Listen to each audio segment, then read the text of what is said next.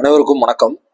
இந்த வீடியோவில் நம்ம என்ன பார்க்க போகிறோம் அப்படின்னா, சிக்ஸ்த்து ஸ்டாண்டர்ட் செகண்ட் டேர்முடைய ஜாகிரஃபி பார்க்க போகிறோம்.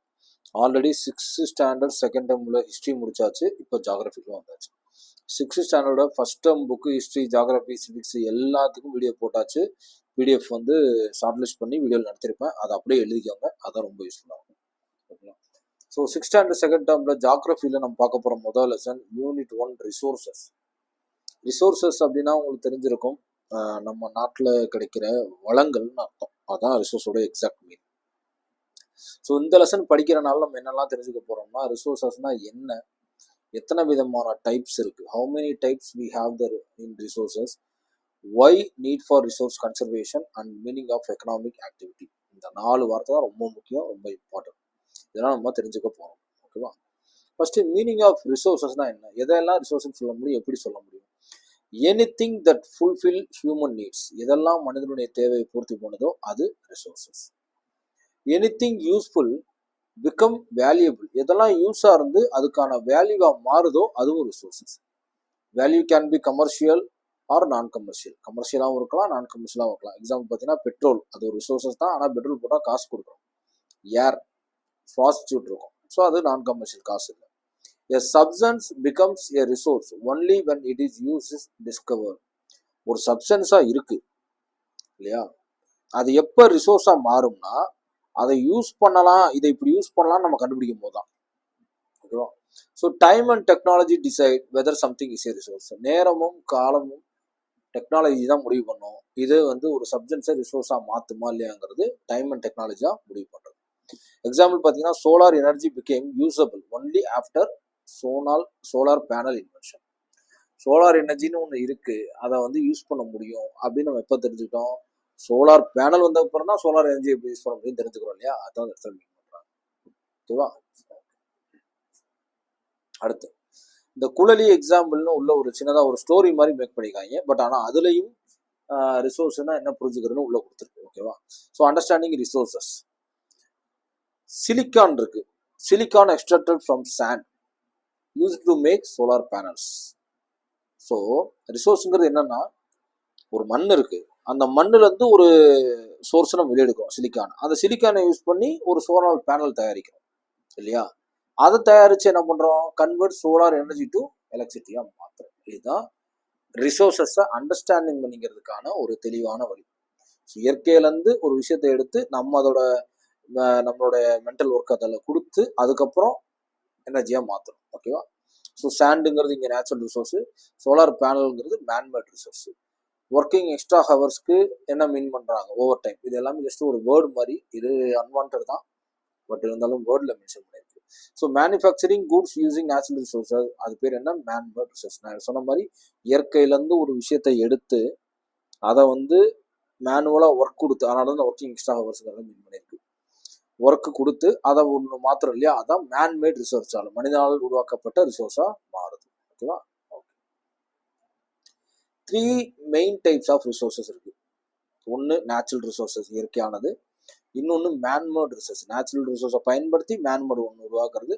ரெண்டாவது ஹியூமன் ரிசோர்ஸ், நம்ம மனிதனுமே ஒரு ரிசோர்ஸ் தான். ஹியூமன் ரிசோர்ஸுங்கிறது என்ன? மனிதனால நம்மளுமே ஒரு ரிசோர்ஸ் தான். ஓகேவா? ஹியூமன் ரிசோர்ஸ் அது என்னங்கிறத உள்ள வாசிக்கணும் சொல்றோம். ஓகே, ஃபர்ஸ்ட் நேச்சுரல் ரிசோர்ஸ் என்னன்னு பாருங்க. Resources directly provide by nature. இயற்கையினால டைரக்டா we are getting the resources directly from the nature. அதான் எக்ஸாக்ட் மீனிங். ஓகேவா? எக்ஸாம்பிள் பார்த்தீங்கன்னா, ஏர் இருக்கு, வாட்டர் இருக்கு, சாயில் இருக்கு, மினரல் இருக்கு, நேச்சுரல் வெஜிடேஷன் இருக்கு, வைல்ட் லைஃப் இருக்கு. இது எல்லாமே இயற்கையில டேட்டா நமக்கு கிடைக்கும். இதுல ஏதாவது நம்மளோட மேனுவல் ஒர்க் இருக்கா? கிடையவே கிடையாது. சரி, ஓகே, இது எப்படிலாம் மாறுபடும்? how many factors we have in affecting use, எப்படியெல்லாம் இது அஃபெக்ட் ஆகுது அப்படின்னா, ஏற்றத்தாழ்வு இங்கே எப்படி நடக்கும்னா, பிளேசஸ் ஆஃப் அவைலபிலிட்டி. எல்லா இடத்துலையும் தண்ணி இருக்குன்னு சொல்ல முடியாது இல்லையா, எல்லா இடத்துலையும் மண் இருக்குன்னு சொல்ல முடியாது. அப்போ அவைலபிலிட்டியை பொறுத்து அது மாறும், பிளேஸை பொறுத்து. ஃபார்ம் ஆஃப் ரிசோர்ஸ், அங்கே இருக்க தன்மை. ஃபார்ம்னா எப்படின்னா, எப்படி சொல்றது, நல்ல தண்ணியாக இருக்கலாம், உப்பு தண்ணியாக இருக்கலாம். ஒரு இடத்துல நல்ல தண்ணி இருக்கும், ஒரு இடத்துல உப்பு தண்ணி இருக்கும், ஒரு இடத்துல அதிகமாக இருக்கும், ஒரு இடத்துல கம்மியாக இருக்கும். அது இன்னொன்று டெக்னாலஜி அவைலபிள். ஸோ ஃபேக்டர்ஸ் அஃபெக்டிங்கும் போது எதெல்லாம் இந்த காரணிகளை பாதிக்குது அப்படின்னா, இப்போ டெக்னாலஜி அவைலபிள் இருக்குன்னா எப்படி சொல்றது, ஃபார் எக்ஸாம்பிள் ஏதோ ஒரு சயின்டிஃபிக்கான இன்ஸ்ட்ருமெண்ட்டை வைக்கிறோம், அந்த இடம் வந்து சுற்றி இருக்க இடத்த பாதிக்கலாம். என்ன பண்ணுறோம், ஒரு டவர் வைக்கிறோம், அது சுற்றி இருக்க இடத்த பாதிக்கும். இல்லை ஒரு கம்பெனி கட்டுறோம், இல்லை ஒரு ஃபேக்ட்ரி கட்டுறோம், அதெல்லாம் பாதிச்சு இதோட காரணிகளை பாதிக்க வைக்கும்.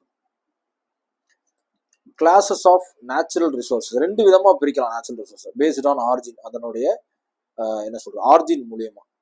ஒன்று பயோட்டிக், இன்னொன்று அபயோட்டிக். பயோட்டிக்னா லிவிங், அபயோட்டிக்னா நான் லிவிங். உயிர் உள்ளது உயிர் இல்லாதது, அவ்வளோதான். ஓகேவா. பிளான்ஸ், அனிமல், மைக்ரோ ஆர்கனிசம் இதெல்லாம் உயிர் இருக்குது. லேண்டு, வாட்டர், அனிமல்ஸ், ஏர் அனிமல்ஸ் இதெல்லாம் உயிர் அற்றது. ஓகேவா. அடுத்து based on development, actual, potential. So இது பேஸ்ட் ஆன் டெவலப்மெண்ட்லையும் ரெண்டு டைப்ஸாக பிரியுது. என்னன்னா கரண்ட்லி யூஸ்டு குவான்டிட்டி நோன், கோலர், நெய்வேலி. அதாவது இப்போ கோல் வந்து நம்ம யூஸ் பண்ணிட்டு தான் இருக்கோம், கரண்ட்லி யூஸ் பண்ணிட்டு இருக்கோம், நமக்கு எவ்வளோ இருக்குன்னு ஓரளவு தெரியுது, அதான் ஆக்சுவல்.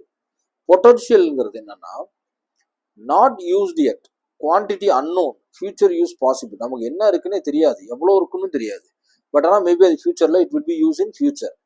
ஃபார் எக்ஸாம்பிள் பார்த்தீங்கன்னா மெரைன் ஈஸ்ட்னு ஒன்று இருக்குது, பே ஆஃப் பெங்காலில், அரேபியன் சீல. ஓகேவா. ஈஸ்ட்டுங்கிறது என்ன இங்கே போட்டிருக்காங்க பாருங்க. மெரைன் ஈஸ்ட்னா high potential then land yeast. அது ஒரு விதமான பூஞ்சை, used for baking, wine, bio ethanol, மெடிசின்ஸ்க்குலாம் இந்த பூஞ்சை பயன்படுது. இது உள்ள இருக்கு, நிறைய இருக்கு. இது ஃபியூச்சர்ல ஆனால் யூஸ் ஆகலாம். ஓகே. பேஸ்ட் ஆன் ரினியூவபிலிட்டி, இந்த இயற்கையான ரிசோர்ஸை ரினியூவபிள் என்ன சொல்றது, மறுசுழற்சி பண்ண முடிஞ்சது, மறுசுழற்சி பண்ண முடியாதுன்னு பிரிக்கலாம். Renewable can be replaced over time, air, water, sunlight. இது எல்லாமே திரும்ப வந்துடும். இப்போ என்னைக்காவது ஏர் மூச்சு நம்ம வாங்கிட்டே இருக்கோன்ட்டு பற்றாக்குறை ஆகிருதா இல்லை, நம்மளோட உடம்புல பிரச்சனையான பற்றாக்குறை ஆகும். அதுவும் அடுத்த நான் ரினியூவபிள். நான் ரினியூவபிள்ங்கிறது என்னன்னா cannot be replaced immediately, இமீடியட்டா ரீப்ளேஸ் ஆகாது. கோல், பெட்ரோலியம், நேச்சுரல் கேஸ் இதெல்லாம் வந்து பலாயிரக்கணக்கான என்ன சொல்றது வருஷம் கழிச்சு தான் உருவாகும். அதான் நான் ரினியூவபிள் ரிசோர்ஸ் அப்படிங்கிறது. ஓகேவா. So misuse of renewable resources limits availability. Misuse of renewable resources limits availability. அதாவது என்னன்னா ரினியூவபிள்ங்கிறது என்ன சொல்றது மறுசுழற்சியில் வர்றதான். ஓகேவா.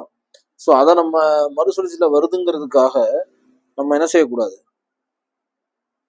மிஸ்யூஸ் பண்ணிடக்கூடாது அப்படிங்கிறத இங்கே சொல்கிறாங்க.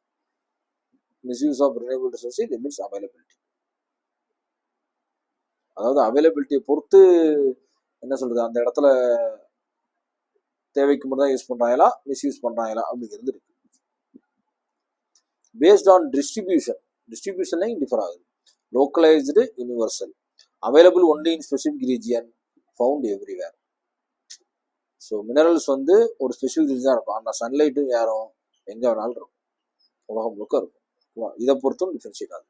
பேஸ்ட் ஆன் ஓனர்ஷிப், இது மூலயமா டிஃபர் ஆகும். இண்டிவிஜுவல்னு ஒன்று இருக்கு, ப்ரைவேட் ஓனர்ஷிப். இப்போ லேண்டை வந்து வாங்க முடியும் ஒருத்தனால, ஃபார்ம் லேண்ட் அந்த மாதிரி போய்க்கலாம்.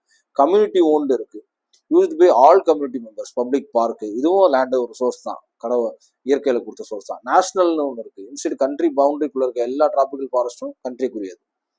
இன்டர்நேஷனல் ஒன்று இருக்கு, for example open ocean resources, require agreement, ambergris example. என்னன்னா இப்போ இன்டர்நேஷனல் எடுத்துட்டோம்னா கடல் எல்லாத்துக்குமே பொதுவானதான். கடல் எல்லை உண்டு, பட் ஆனால் கடவுள் எல்லாத்துக்குமே கடல்லேருந்து கிடைக்கிற ரிசோர்ஸ் வந்து எல்லாத்துக்கும் பொதுவானதான். அதை நீதான் எடுக்கணும் நான் தான் எடுக்கணும்னு சொல்ல முடியாது. அது மாதிரி ஆம்பர் கிரீஸ்னு ஒன்று இருக்கு, என்னன்னா extract from sperm whales used in perfumes, very expensive.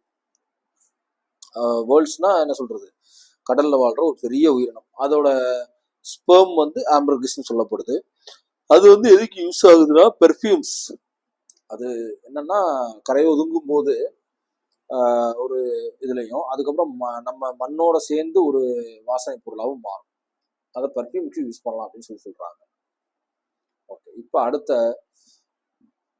Man-made resources, மனிதல் ஆகக்கூடிய manmade resources created by processing natural resources using technology. நான் ஏற்கனவே சொன்ன மாதிரி ஒரு இயற்கையிலேருந்து if we are getting some sources from nature and then we use our technology in that, after that we can get the man-made resources. Example சொல்லலாம், ஒரு natural resource இருக்கு, அதை நம்ம டெக்னாலஜியை பயன்படுத்தி வேற ஒரு சோர்ஸாக மாத்திரம், அது பேர் தான் natural resource. Bridges, houses, roads, machines எல்லாமே. Sugar from sugar cane. இப்போ கரும்பு இருக்கு, கரும்பு ஃபேக்ட்ரின்னு ஒன்று வச்சுருக்காங்க, சுகர் ஃபேக்ட்ரி. அந்த நேச்சுரல் ரிசோர்ஸஸ் எடுத்து அங்கே ஒரு ஒர்க்கை கொடுத்து அது என்ன சுகராக வெளியே வருது இல்லையா, அதான். ஓகேவா, சிம்பிளாக சொல்லுவோம். அடுத்த ஹியூமன் ரிசோர்ஸஸ் அப்படிங்கன்னா people using knowledge skills to create resources. Example teachers, doctor, scientist, banker, trader, communication worker, இது எல்லாமே. ஹியூமன் ரிசோர்ஸ்னா என்ன? People using knowledge and skill to create resources. மனுஷனுடைய மூளை ஒரு ரிசோர்ஸ் தானே, இது நிறைய விஷயத்த கண்டுபிடிக்குது இல்லை, அது ஒரு ரிசோர்ஸ் தானே. எக்ஸாம்பிள் பார்த்தீங்கன்னா teacher, doctor, scientist, banker, trader, communication workers, நாலேஜை வந்து டிரான்ஸ்ஃபர் பண்ணுறாங்கல்ல, அது ஒரு ரிசோர்ஸ் தான். ஸோ டெரிட்டரி ஆக்டிவிட்டி அப்படிங்கிறது என்னன்னா provide service and distribution of goods. Provide service, distribution of goods எப்படின்னா வெளியிடங்களுக்கு தன்னுடைய சோர்ஸை தர்றது, அதான் டெரிட்டரி ஆக்டிவிட்டிஸ் அப்படிங்கிறது. ஓகே, அடுத்த பார்த்தீங்கன்னா காந்தியன் தாட். காந்தி வந்து சொல்றாரு என்னன்னா there is enough for everybody need, not for anybody's greed. எல்லாருடைய தேவைக்கும் இருக்கு, எல்லாருடைய தேவைக்கும் போதுமான அளவுக்கு ரிசோர்சஸ் நம்ம இயற்கை வந்து கொடுத்துருக்கு. ஆனா அதே சமயம் பேராசை, கிரீட்னா பேராசை, யாருடைய பேராசைக்கும் அது வந்து பொருந்தாது. இப்போ ஒருத்தனுக்கு வந்து எப்படி சொல்றது, 4 இட்லி சாப்பிட்டா போதும்னா ஓகே, எல்லாத்துக்கும் ஒரு இருக்கு. ஒவ்வொருத்தனும் 10 இட்லி சாப்பிடணும்னு நினைச்சானா இருக்காது, அதான் அவர் சொல்றாரு. தேவைக்கு இருக்கு, பேராசைக்கு இங்க இல்லை அப்படின்னு சொல்றாரு. ரீசன்ஸ் ஃபார் டிப்ளேஷன், இதனுடைய அழிவுகளுக்கான காரணம் என்னன்னா ஓவர் எக்ஸ்பிளாய்டேஷன், நிறைய தேவைக்கு இல்லாம நிறைய விஷயத்த எடுத்து அணுகிறது. அன்லிமிட்டெட் ஹியூமன் வாட்ஸ், என்னன்னா ஒரு லிமிட்டடே இல்லாம கிடைக்கிறதெல்லாம் வந்து அன்லிமிட்டெட் ஹியூமன் வாட்ஸ்னா மனிதனுடைய தேவைகள் வந்து ஒரு லிமிட் இல்லாமல் போயிட்டு இருக்கு. எப்படின்னா ஃபார் எக்ஸாம்பிள் சொல்லணும்னா காட்டு அழிச்சு தான் வீடு கட்டுறோம், காட்டு அழிச்சு தான் சேரு டேபிள் எல்லாம் நடக்குது. ஸோ இந்த மாதிரி மனிதனுடைய தேவை அதிகமாக அதிகமாக ஸோ இந்த இயற்கை ரிசோர்ஸஸ் அழிக்கப்படுது. Resource planning and management necessary. இது ரிசோர்ஸ் பிளானிங்கும் மேனேஜ்மெண்ட். ஏன் அப்படின்னா ரிசோர்ஸ் ஆர் லிமிட்டட் ரிசோர்ஸ் தான் இங்கே இருக்கு. அன்ஈவன் டிஸ்ட்ரிபியூஷன், இங்கே எல்லா இடத்துலையும் ஒரே மாதிரி வேற இல்லை.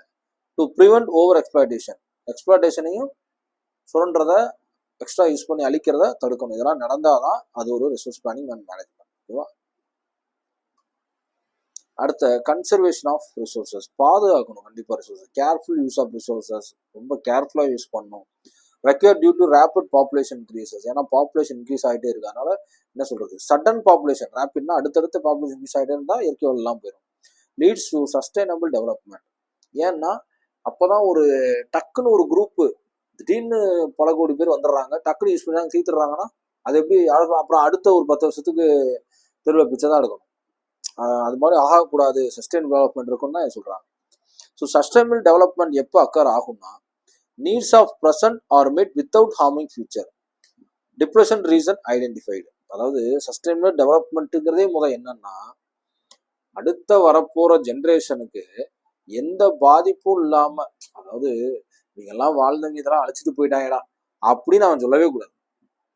இதெல்லாம் நேரம் இருந்தா நேரம் நம்மளும் நல்லா இருந்திருப்போம், இருக்கிற தண்ணியெல்லாம் நம்ம ஜென்ரேஷனே அழிச்சிட்டு போயிட்டோம்னா அடுத்த ஜென்ரேஷன் என்ன பண்ணுவாங்க இல்லையா, அதான் சொல்றாங்க. ஸோ டிப்ளூஷன் ரீசன்னா எதெல்லாம் அழிக்கிற ரீசனா ஐடென்டிஃபை பண்ணணும். நம்ம என்னென்னலாம் இருக்கு அப்படின்னா wastage of excess consumption prevented, அதாவது அதிகமாக பயன்படுத்துறது.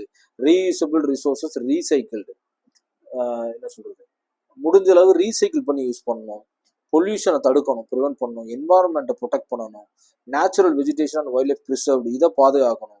ஆல்டர்னேட்டிவ் ரிசோர்ஸை யூஸ் பண்ணி பழகணும். ஒரே இதை யூஸ் பண்ணாமல் ஆல்டர்னேட்டிவ் ரிசோர்ஸ் ஏதாவது இருக்கான்னு பார்த்து யூஸ் பண்ணலாம். இதெல்லாம் ஐடியா, ஓகேவா. இதெல்லாம் ஐடியா சஸ்டைன் டெவலப்மெண்ட் ஆகுறதுக்கு.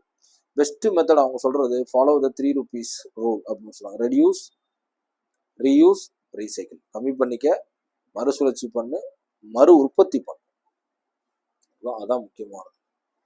ஸோ இதில் உள்ள இம்பார்ட்டன்ட் கீ பாயிண்ட்ஸ் எல்லாத்தையும் பார்த்தீங்க அப்படின்னா resources fulfilling human needs, human நீடை ஃபுல்ஃபில் பண்ணுற எந்த ஒரு விஷயமோ அதான் ரிசோர்ஸஸ்.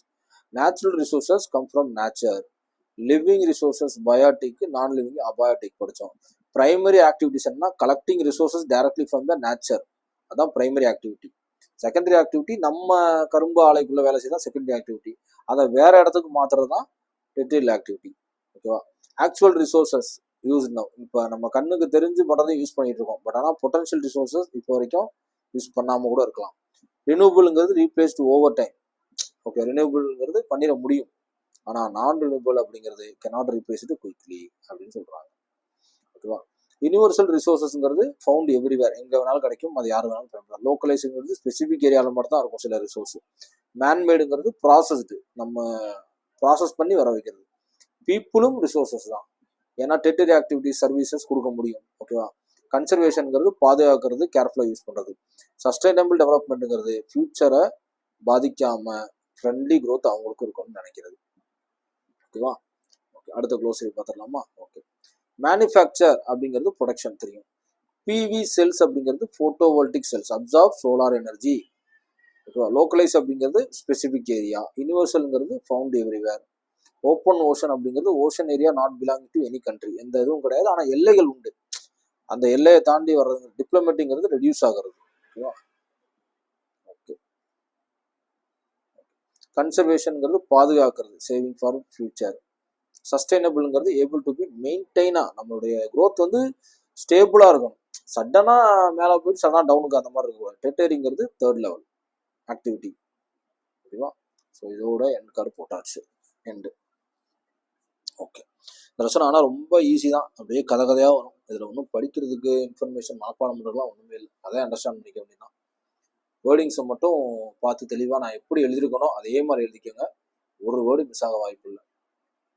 இது அப்படியே அவங்க வந்து அந்த அசட் அண்ட் ரீசனில் கேட்டால் கூட இதைத்தான் இப்போ நான் சொன்ன கதையை தான் தூக்கி கொடுக்க முடியும், அவங்களால பெருசாக வேறு எதுவும் கொடுக்க முடியாது.